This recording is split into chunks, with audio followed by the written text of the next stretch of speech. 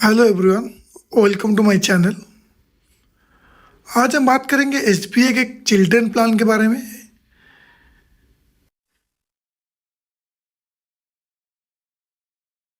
जब हम बात करते हैं चिल्ड्रन के बारे में, हर माँ बाप का सपना होता है अपने बच्चों को अच्छे एजुकेशन दे, अच्छी जगह धूमधाम से उनका शादी कराएं और बाहर भेजें पढ़ाई करने के लिए। कोई बोलता है डॉक्टर बनाएंगे, कोई इंजीनियर बनाएंगे, लेकिन वो चीज़ हम प्लान नहीं कर पाते ठीक से।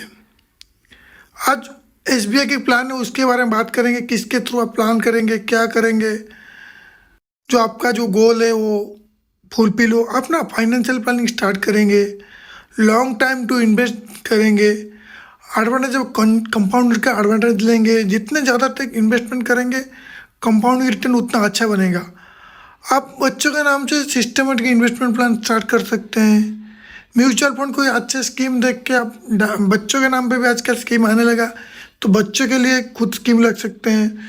अच्छा रिटर्न वाला स्कीम आप ले सकते हैं अपने नाम पे बच्चों के लिए। अगर आप अपने नाम से नहीं लेने चाह रहे, बच्चों के नाम पे आप स्कीम ले सकते हैं, बच्चों के नाम पे इन्वेस्टमेंट होगा। तो वो सारी चीज़ें बात करेंगे। तो एसबीआई के चिल्ड्रन बेनिफिट फंड है, उसके बारे में बात करेंगे। उसका रिटर्न कितना है, उसका आप उसमें कितना इन्वेस्ट करेंगे तो कितना रिटर्न बनेगा, वो आगे वीडियो में आप डिस्कस करेंगे। अगर इस चैनल पे आप नए हैं तो चैनल को सब्सक्राइब करना ना भूलें और वीडियो एंड तक जरूर देखें। एक अच्छा सा म्यूचुअल फंड देखिए जो चाइल्ड प्लान बारे में है, उसके उसमें आप इन्वेस्टमेंट कर सकते हैं। और जितने जल्दी स्टार्ट करेंगे, स्मॉल स्मॉल अमाउंट आप इन्वेस्टमेंट करके आपका गोल पे आप अचीव हो सकते हैं। तो इस स्कीम का जो पास्ट रिटर्न है एसबीआई चिल्ड्रन बेनिफिट फंड का, जब से स्कीम लॉन्च हुआ है, आपका ये लगभग 42% के आसपास इतने रिटर्न कमा के दिया। लास्ट एक साल की बात करेंगे तो 24% के आसपास इतने रिटर्न बना है उस स्कीम में। और इसके जो टॉप होल्डिंग्स की बात करेंगे, किस किस कंपनी में इसने इन्वेस्ट किया है, तो टॉप 10 इसमें है। ये देख, जैसे आस्थो नाग्रो, मुथूट फाइनेंस, अल्फाबेट, ये सब करके आपका टॉप होल्डिंग इसमें है। और होल्डिंग पैटर्न के, इसका इक्विटी जो होल्डिंग है 69% का इक्विटी में होल्डिंग कर रखा है। फॉरेन इन्वेस्टमेंट, अब इसमें इंटरनेशनल इन्वेस्टमेंट भी होता है ये वाला स्कीम में। बाकी कुछ स्कीम में ऐसे आपको इंटरनेशनल एक्सपोजर नहीं मिलेगा, लेकिन इस स्कीम में आपका 7% के आसपास इंटरनेशनल एक्सपोजर है। आपका बाहर के मार्केट में भी पैसे लगाते हैं वाला स्कीम का जो फंड मैनेजर है। बात करेंगे इक्विटी में जो होल्डिंग है, उसमें लार्ज कैप कितना है, मिड कैप कितना है, स्मॉल कैप कितना है। इक्विटी में अगर लार्ज कैप की बात करेंगे तो 18% के आसपास लार्ज कैप स्टॉक में इन्वेस्ट किया है। मिड कैप में 13% के समथिंग, और स्मॉल कैप में सेम 13% समथिंग, और अदर्स है उसके 31% के आसपास उसने इक्विटी होल्डिंग इसमें है। सेम अगर हम इसमें अभी एसआईपी की बात करते हैं, मान लीजिए हम डेली एसआईपी 100 रुपीज़ और मंथली 3000 स्कीम में हम इन्वेस्टमेंट करते हैं, तो हमारा रिटर्न कितना बनेगा। मान लीजिए हम इसमें डेली 100 रुपये और मंथली इन्वेस्ट करते हैं, 10 साल के लिए करते हैं। उसके एग्जाम्पल लिखेंगे। इन्वेस्टमेंट पीरियड जो रहेगा हमारा 10 ईयर्स का इन्वेस्टमेंट पीरियड है। लगभग इससे जो रिटर्न हमने देखा है पिछले एक साल में 24%, लेकिन हमने यहाँ पे कैलकुलेशन करी 60% केवल कैलकुलेशन कर रहे हैं। हमारा जो इन्वेस्टमेंट अमाउंट होगा 3,60,000 के आसपास इन्वेस्टमेंट अमाउंट होगा। जो टोटल वैल्यू आफ्टर 10 ईयर्स आएगा लगभग 8,89,415 के आसपास आएगा। सेम चीज़ अगर हम सेम इन्वेस्टमेंट हम पे करते हैं 15 साल के लिए, सेम रिटर्न 16% कैलकुलेशन करेंगे, तो हमारा इन्वेस्टमेंट होगा 5,40,000। जो वैल्यू आफ्टर 15 ईयर्स के बाद आएगा 22,45,740 के आसपास ये इन्वेस्टमेंट आएगा। अगर 16% का रिटर्न बनता है, और इससे ज़्यादा बनेगा रिटर्न तो आपका ज़्यादा भी आ सकता है, लेकिन मैं जो एवरेज बनता है स्कीम में उसी में ही लेके चला हूँ। सेम चीज़ अगर हम 100 रुपये डेली और मंथली 3000 करते हैं 20 साल के लिए, तो 16% रिटर्न बनता है। तो लगभग 7,20,000 हम इन्वेस्टमेंट करेंगे।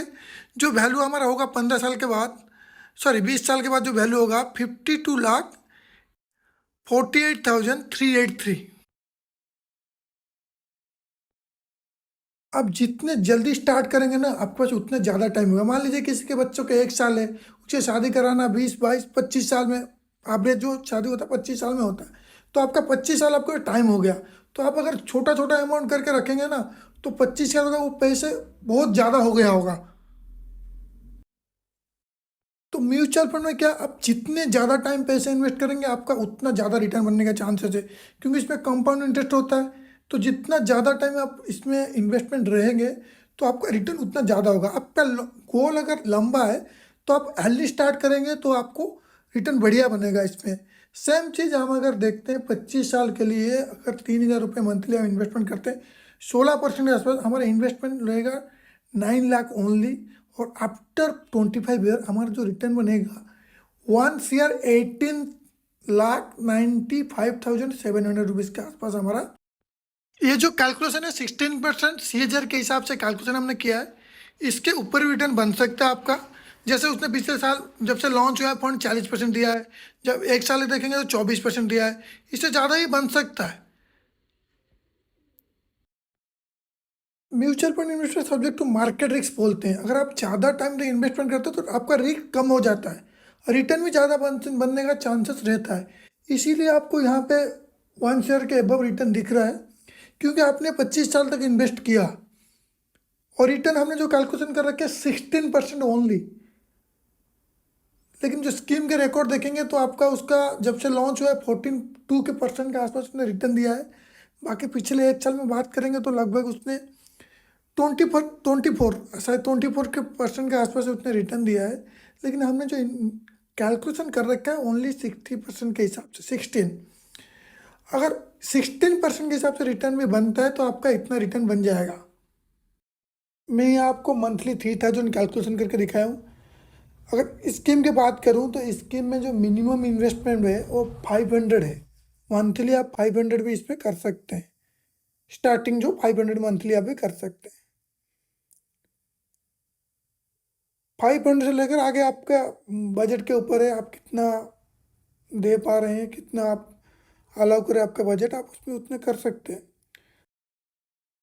अगर इस वीडियो से आपको कुछ हेल्प हुआ है तो चैनल में अगर आप नए हैं तो चैनल को सब्सक्राइब जरूर करें, और वीडियो को लाइक और शेयर जितने ज़्यादा हो सकते हैं लाइक और शेयर जरूर करें।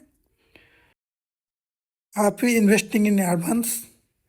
मिलते हैं नेक्स्ट वीडियो में। Thanks for watching.